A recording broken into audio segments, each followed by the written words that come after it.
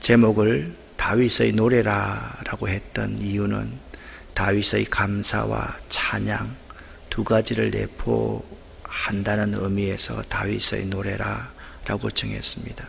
22장은 1절부터 51절까지 있는데요. 다 할 수가 없고 부분을 여러분과 함께 나누도록 하겠습니다. 오늘 이 새벽에 우리에게 주시는 하나님 말씀은 사무엘하 22장 2절부터 3절까지 말씀을 함께 합독하겠습니다. 이르되 여호와는 나의 반석이시요 나의 요새시요 나를 위하여 나를 건지시는 자시요 내가 피할 나의 반석의 하나님이시요 나의 방패시요 나의 구원의 뿌리시요 나의 높은 망대시요 그에게 피할 나의 피난처시요 나의 구원자시라 나를 폭력에서 구원하셨도다. 아멘. 여기 나를 폭력에서 구원하셨도다. 그 하나님을 찬양하는데 하나님이 자신이 어려운 상황에서 극히 어려운 상황에서 구원하심을 찬양하는 내용입니다. 사무엘하 22장 말씀은 다윗이 하나님을 찬양한 시입니다. 그의 인생의 항원기에 지어 부른 시이지요. 다윗은 왕이 되기 오래전부터 시를 쓰고 노래를 불렀습니다. 왕이 된 다음에도 시를 쓰는 일을 계속했는데 오늘 이 시는 그가 인생의 산전수전을 다 겪고 난 다음에 지은 시로서 그의 생애의 마지막 시라고 할 수가 있습니다. 그가 이 시를 지어 부르게 된 데는 그에게 몇 가지 중요한 사건들이 있었습니다. 방금 전에 압살롬의 반란입니다. 그리고 그 이전에 자기가 하나님 앞에 범죄한 것입니다. 또 그 이전에 사울 왕으로부터 구원받은 일입니다. 다윗은 하나님 앞에 감사할 수밖에 없는 조건을 가졌습니다. 다윗의 찬양시는요, 다윗의 인생시입니다. 그는 자기를 온갖 환난에서 구원해 주신 여호와를 찬양하며 자신의 체험을 선포하여 이 시를 읽는 모든 사람에게 자신 속에 함께 하셨던 하나님에 대한 신앙 간증을 하고 있습니다. 오늘 1절 말씀을 보면 다윗이 이 찬양시를 읊게 된 동기를 우리에게 잘 말씀해 주고 있습니다. 1절을 함께 읽겠습니다. 여호와께서 다윗을 모든 원수의 손과 사울의 손에서 구원하신 그날에 다윗이 이 노래의 말씀으로 여호와께 아뢰어. 아멘. 1절 말씀을 세 부분으로 나눌 수가 있겠습니다. 하나님께서 다윗을 모든 원수의 손과 사울의 손에서 구원하신 분이 하나님이시다. 그리고 구원하신 그 날에 다윗이 하나님 앞에 찬양을 드렸다. 그리고 다윗이 이 시를 써서 하나님께 찬양을 올려드렸다라는 내용입니다. 먼저 1절 말씀을 보면 다윗은 모든 대적의 손과 사울의 손에서 자기를 구원하신 분이 여호와이심을 확신하였기에 찬양하고 있습니다. 또한 다윗은 그와 같이 여호와의 구원을 찬양함에 있어서 구원하신 그날에 즉시 하나님을 찬양했습니다. 또한 다윗은 마음과 뜻과 정성과 생명을 들여서 오직 하나님을 찬양하고 있습니다. 그렇다면 우리들은 어떤 찬양을 하고 있습니까? 우리들의 찬양은 어떻습니까? 여러분 가정의 찬양이 나를 모든 대적의 손에서 구원하신 하나님을 확신하며 찬양하고 있는가? 구원받은 그날에 즉시 나는 찬양하는가? 그리고 찬양할 때 내 마음과 뜻과 정성을 모아 오직 하나님께만 찬양을 드리느냐? 이것을 한번 질문해 볼 수 있어야만 됩니다. 다윗은요, 이 사무엘 22장을 통해서 자기를 흉악해서 원수들의 손에서 구원하신 하나님을 이렇게 2절부터 4절에서 고백하고 있습니다. 먼저 2절과 4절을 함께 읽어보겠습니다. 이르되 여호와는 나의 반석이시요 나의 요새시요 나를 위하여 나를 건지시는 자시요 내가 찬송을 받으실 여호와께 아뢰리니 내 원수들에게서 구원을 받으리로다.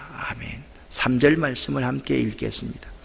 내가 피할 나의 반석의 하나님이시요 나의 방패시요 나의 구원의 뿌리시요 나의 높은 망대시요 그에게 피할 나의 피난처시요 나의 구원자시라. 나를 폭력에서 구원하셨도다. 아멘. 다윗은요 자기 인생의 스토리를 찬양을 통해서 하나님 앞에 고백하고 있습니다. 그 다윗의 찬양시는 다윗의 인생시다라고 말씀을 드렸습니다. 오늘 2절, 3절 말씀에 다윗은 하나님과 자신과의 관계에 대한 이런 고백을 하고 있습니다. 함께 읽어보겠습니다. 여호와는 나의 반석이시요 여호와는 나의 요새시요 여호와는 나를 건지시는 자시요 여호와는 나의 하나님이시요 여호와는 나의 피할 바이시요 여호와는 나의 방패시요 여호와는 나의 구원의 뿌리시요 여호와는 나의 나의 피난처시요 죄송합니다. 여호와는 나의 구원자시라. 아멘. 다윗의 이러한 고백은요 자신의 경험에서 나온 것입니다. 자기가 쭉 살아보니까 정말 극복하기 어려운 환난에 빠졌을 때가 참 많았어요. 그때마다 하나님, 적들의 화살에서 하나님이 나의 방패가 되어주셨습니다. 적들에게서 나를 안전하게 지켜주시는 하나님이 나의 산성이 되어주셨습니다. 나의 요새가 되어주셨습니다.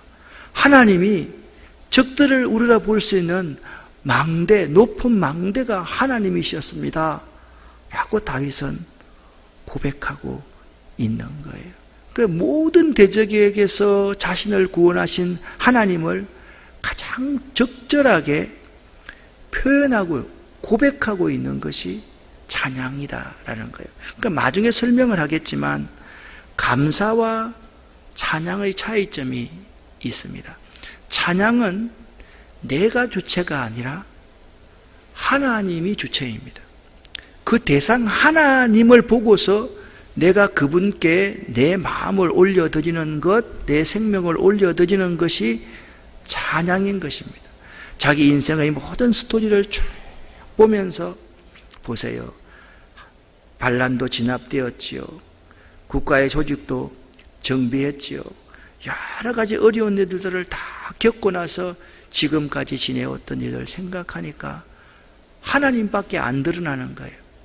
자기는 없는 거예요. 하나님은 높임을 받아야 되는 거예요. 그것이 다윗의 찬양시입니다. 그런데 15절부터 20절까지 말씀을 보면 다윗이 찬양하는 하나님의 구원 내용이 무엇인가? 5절과 6절 말씀을 같이 한번 읽어보겠습니다. 사망의 물결이 나를 애우고 불의의 창수가 나를 두렵게 하였으며 서울의 줄이 나를 두르고 사망의 올무가 내게 이르렀도다. 아멘. 서울이라 그러면 쉽게 말하면 그냥 지옥이라고 생각하면 됩니다. 그러니까 자기가 지금 처해 있는 상황이 죽음의 상황, 불의의 상황, 지옥 같은 상황, 죽음의 올무가 딱 자기 앞에 이르 있는 상황이다라는 거예요. 그러니까 지금 다윗의 상황은 상상할 수 없는 엄청난 환난과 고통 중에 있었던 거예요. 어제는 하루 종일 환경센터에서 일을 했습니다. 안 하던 근육을 막 쓰고 막 그러니까 저녁 때 되니까 정말 파김치가 돼가지고 움직일 수가 없는 거예요. 그런데 오늘 설교해야 되잖아요. 몸을 추스려야 되잖아요. 우리 환경센터를 또 걷고 또 걷습니다. 그때 있잖아요. 옛날에 제가 성가대 지도하고 성가대원으로 있을 때 이 찬양이 생각나더라고요. 사망의 줄이 날 두르고 엄부의 고통이 몰아쳐도 여호와 은혜로 구원하시니 그 사랑 크시도다. 환난과 슬픔을 만났을 때도 눈물이 넘쳐 발을 적셔도 여호와 은혜로 돌보시사 위로와 평안 주시네. 너의 모든 나라 여호와를 찬양해. 그렇습니다. 환난과 슬픔을 만났을 때도 눈물이 넘쳐 발을 적셔도 여호와 은혜로 돌보시사 찬양할 수 있는 이유인 거죠. 여러분과 제가 오늘 7절 말씀을 같이 한번 읽어 보겠습니다. 내가 환난 중에서 여호와께 아뢰며 나의 하나님께 아뢰었더니 그가 그의 성전에서 내 소리를 들으시며 나의 부르짖음이 그의 귀에 들렸도다. 아멘. 이 7절 말씀 상반절 말씀을 보니까 다윗은 지금 엄청난 환난 중에서 자신이 하나님께 기도했음을 고백하고 있습니다. 그리고 7절 하반절 말씀을 보니까 내가 하나님께 아뢰었더니 다윗의 특징이 뭐라겠습니까? 하나님께 아뢰고 또 아뢰는 것이 다윗의 삶의 특징이라 그랬습니다. 그런데 하나님께서 그의 성전에서 내 소리를 들으시며 나의 부르짖음이 그의 귀에 들렸도다. 그러니까 다윗이 자신이 처한 엄청난 환난 가운데서 하나님께 기도하니까 그때 자신의 기도를 들으신 하나님, 자신의 기도를 들으셔서 응답해 주시는 그 하나님을 찬양하고 있는 거예요. 그러니까 지금 다윗은요, 평생이 환난 중에 있었습니다. 그때마다 다윗은 기도했습니다. 그때마다 하나님은 자신의 기도를 들으시고 응답해 주셨습니다. 그리고 자신의 원수와 자신을 미워하는 자에게서 다윗을 구원했습니다. 그 사실을 다윗은 찬양하지 않을 수가 없다라는 거예요. 그런데 다윗이 하나님을 찬양하는데요, 다윗에게 있어서 하나님은 이런 분이 있었어요. 오늘 36절 말씀을 보면 다윗이 하나님을 온유하신 분이다 라고 고백하고 있습니다. 36절 말씀을 같이 읽어보겠습니다. 주께서 또 주의 구원의 방패를 내게 주시며 주의 온유함이 나를 크게 하셨나이다. 아멘. 내가 이렇게 크게 되었던 게 무엇 때문이라고요? 그 하나님의 온유함 때문에 내가 이 자리에 있다라는 거예요. 그러면 하나님의 온유함이 다윗이 찬양할 이유인데, 도대체 하나님의 온유함이라는 것이 어떤 의미가 있는 걸까요? 첫 번째, 하나님이 온유하시다라는 말은 하나님은 나에 대해서 모든 것을 아시고 나의 형편을 다 이해하신다라는 의미가 있는 거예요. 사실 그랬습니다. 하나님은 다윗의 모든 것을 다 알고 계셨고 다윗의 형편을 다 이해하고 계시는 분이셨습니다. 그 하나님이 온유하신 하나님이십니다. 우리에게도 마찬가지입니다. 하나님은 우리의 연약함과 고통, 우리의 죄성, 우리의 마음속 깊은 뿌리에 있는 죄성까지도 다 알고 계십니다. 우리가 우울하고 우리가 원통하고 비통해할 때 왜 우리가 침울해하고 있는지 그것도 하나님이 다 알고 계시는 분이라는 거예요. 그 하나님이 온유하신 분이기 때문에 찬양받으시기에 합당하다라고 말씀하고 있는 거예요. 또 한 가지 하나님이 온유하신다는 것은 어떤 의미가 있는가? 나를 아주 소중하게 보신다라는 겁니다. 하나님의 눈에는요, 우리 모두가 존귀한 가치를 지닌 보배 같은 존재로 보입니다. 여러분 한 분 한 분들이 하나님 앞에는 너무 보배로운 존재인 거예요. 우리는 생각할 때, 나는 생각할 때 그런 생각을 할 수 있어요. 나는 너무 보잘것없어. 나는 너무 부족해. 그런데 나는 그렇게 생각하는 것이 마땅해요. 그런데 하나님은 온유하신 분이기 때문에 이 부족한 여러분과 저를 보실 때 보배처럼 여기고 사랑하신다. 그것이 하나님의 온유하심의 특징입니다. 세 번째, 하나님이 온유하시다는 것은 하나님이 오래 참으신다라는 의미입니다. 다윗처럼 우리는 범죄하기 쉬운 연약한 존재입니다. 하나님 명령을 듣지 않고, 하나님 말씀 듣지 않고 교만해서 우상 숭배하고 하나님께 불순종합니다.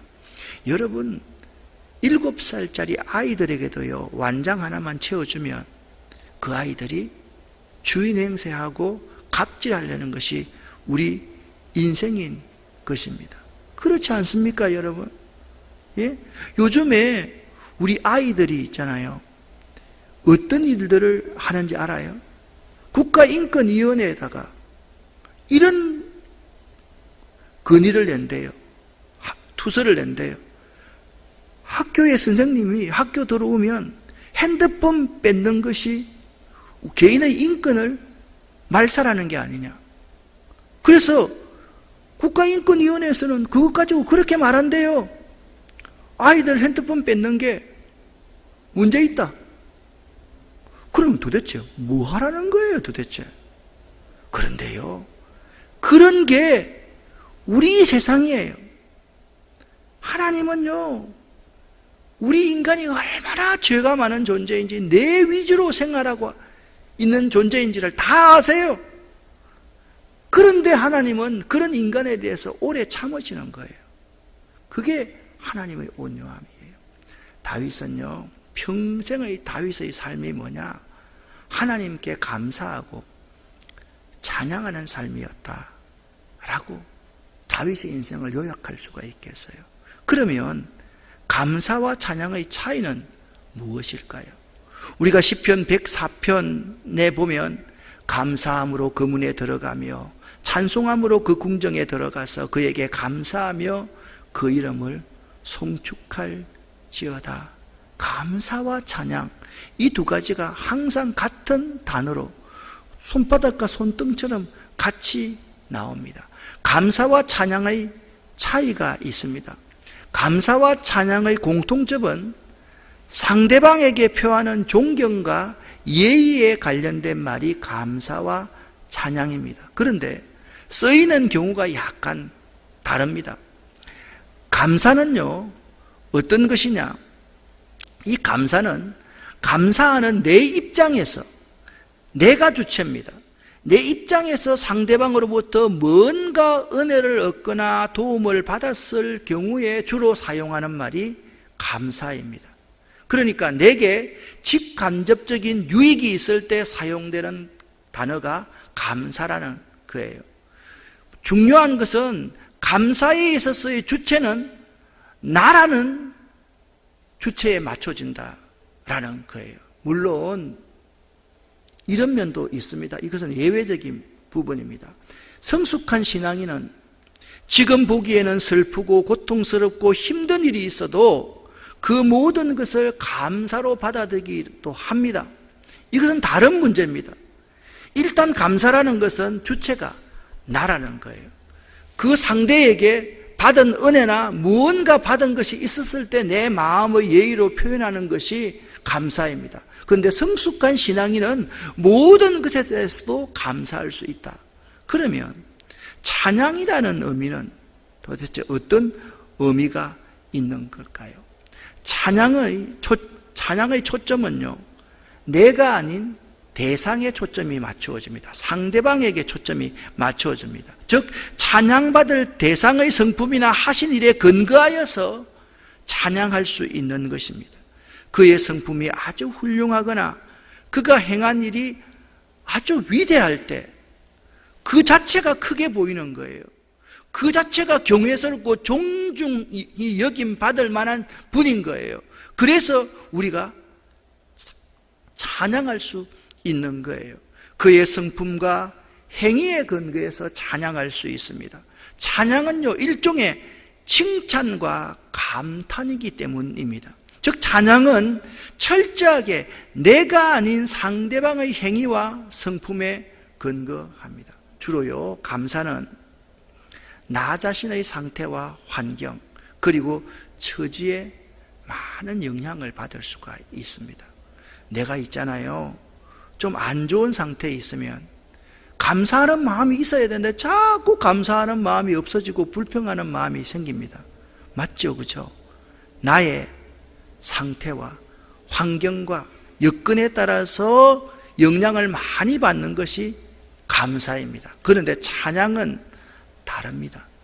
내 상태와 내 환경, 내 마음과 관계없이 그 대상에 중점을 두기 때문에 내 상태와 형편과는 직접적인 상관이 없더라도 가능하기에 찬양하는 그 자체가 합당한 일로 여겨지는 거예요. 여러분, 여러분의 삶에서 이 감사와 찬양이 넘쳐나야만 돼요. 감사할 수 있고 찬양할 수 있는 사람이 성숙한 신앙인이에요. 다윗이 다윗 될 수 있는 것은 하나님께 묻고 또 묻고 하나님과 동행함으로써 승리하고 잘 살아가는 것, 그 자체가 다윗 자체의 삶의 클라이막스가 아니에요. 우리는 생각할 때 우리가 성공한 것 그 자체가 우리의 삶의 클라이막스라고 생각하는데, 우리의 모든 인생을 정리하면서 하나님과 세상의 모든 사람들에게 감사할 수 있는 마음, 그리고 나를 여기까지 인도하신 그 내 믿음의 대상인 그 하나님께 찬양과 존귀와 영광을 돌릴 수 있는 것, 그 사람의 인생이 바로 그 점이 그 사람의 가장 위대하고 존경받아야 될 점이라는 겁니다. 저는 여러분과 제가 마지막 주님 앞에 갈 때 좀 찬양하는 삶을 살았으면 참 좋겠다라고 생각을 합니다. 제가 있잖아요, 몇 번 말씀을 드렸습니다. 어느 장례식장에 갔는데 제가 참 좋아하는 선생님의 장모님 되시는 분이십니다. 우리 교회 모교회 권사님이 있죠. 돌아가시기 전에 내가 죽거들랑 이 찬양을 불러다오. 하늘 가는 밝은 길이 저 높은 곳을 향하여 아닙니다. 이 찬송을 꼭 불러다오. 낮엔 해처럼 밤엔 달처럼 그렇게 살 순 없을까? 예수님처럼 바울처럼 그렇게 살 순 없을까? 남을 위하여 당신들의 온몸을 온전히 버리셨던 것처럼 나의 일생에 꿈이 있다면 이 땅에 빛과 소금 되요. 세브란스 병원에서 있잖아요, 그 찬양을 부르는데요, 여느 장례식과 너무 다른 거예요. 그렇지 않아요? 나의 일생에 꿈이 있다면 이 땅에 빛과 소금이 되어서 하나님을 드러내고 하나님을 높이고 하나님께 영광 돌리는 삶, 그 삶이 다윗의 삶이었다라는 거예요. 여러분, 감사하고 찬양할 수 있는 여러분 될 수 있기를 예수 이름으로 간절히 축원합니다. 기도하겠습니다. 살아계신 아버지 하나님, 감사합니다. 고맙습니다. 하나님을 찬양합니다. 하나님만 높입니다. 다윗의 찬양시는 다윗의 인생시라 말씀하셨는데 그렇습니다. 우리 인생을 시로 써내려가는 것이 찬양이라고 말씀하셨는데, 우리 인생이 하나님 한 분을 높이는 삶 살기를 원합니다. 우리 가정이, 우리 일생이 이 땅에 빛과 소금 되어서 하나님께 영광 돌리는 삶 살기를 원합니다. 찬양하는 삶 살기를 원합니다. 예수 그리스도 이름으로 축복하옵고 간절히 기도드립니다. 아멘.